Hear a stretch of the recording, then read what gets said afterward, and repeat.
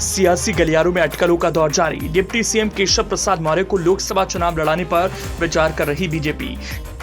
केशव के लिए लोकसभा सीट का हो गया चुनाव, लेकिन जहां से केशव लड़ेंगे चुनाव वहीं से अब पल्लवी पटेल हैं ताल ठोकने के लिए तैयार।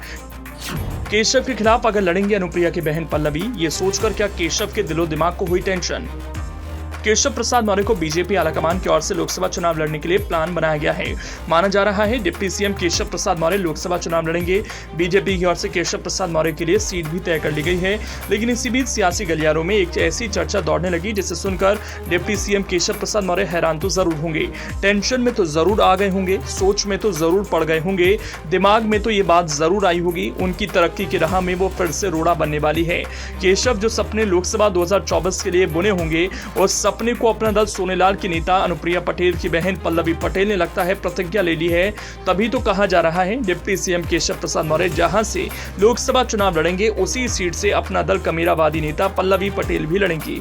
पल्लवी पटेल हैं जिनके निशाने पर इन दिनों गुजरात के रहने वाले प्रधानमंत्री नरेंद्र मोदी और गृह मंत्री अमित शाह हैं। पल्लवी को लगता है यूपी के संसाधनों का दोहन गुजरात से वास्ता रखने वाले ये दो नेता कर रहे हैं। दोनों के खिलाफ पल्लवी पटेल ने एक तरह से कमर कस ली है। राजनीति की दुनिया में एक बात 16 आने सच है, अगर आप किसी से हार जाते हैं तो फिर से उनके खिलाफ लड़ने से परहेज करते हैं, लेकिन जो जीतता है वो उसी से लड़ाई लड़ना चाहता है जिसको उसने हराया। डिप्टी सीएम केशव प्रसाद मौर्य शायद पल्लवी पटेल से लड़ाई लड़ना चाहते होंगे, क्योंकि एक तो पहले डिप्टी सीएम केशव प्रसाद मौर्य पल्लवी पटेल से हार चुके हैं। यूपी विधानसभा चुनाव के दौरान कौशाम्बी की हॉट सीट मानी जाने वाली सिराथू विधानसभा में दिलचस्प मुकाबला देखने को मिला था। इस सीट पर भाजपा को बड़ा झटका लगा था, जहां यूपी के डिप्टी सीएम केशव प्रसाद मौर्य को हार का सामना करना पड़ा था। सपा की पल्लवी पटेल ने इस सीट पर 7,337 वोट से जीत दर्ज की।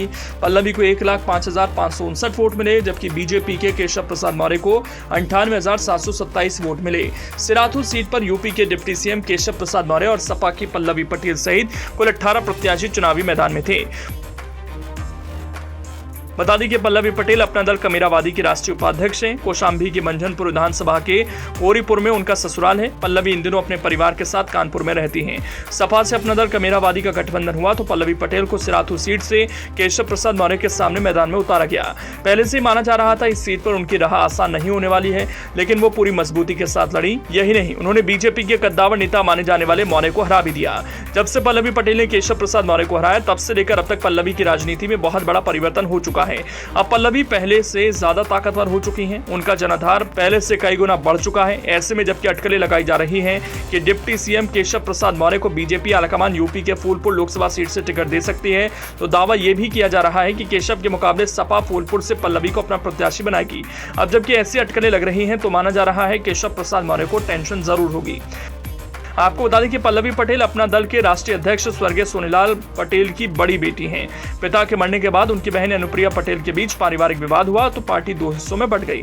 पल्लवी पटेल ने अपनी मां के साथ मिलकर अपना दल कमेरावादी का गठन किया, जबकि अनुप्रिया पटेल ने अपने पति के साथ मिलकर अपना दल सोनेलाल के नाम से पार्टी बना ली। अनुप्रिया पटेल ने भाजपा से गठबंधन कर 2017 में ही पार्टी को सीट जिताने में कामयाबी हासिल की थी।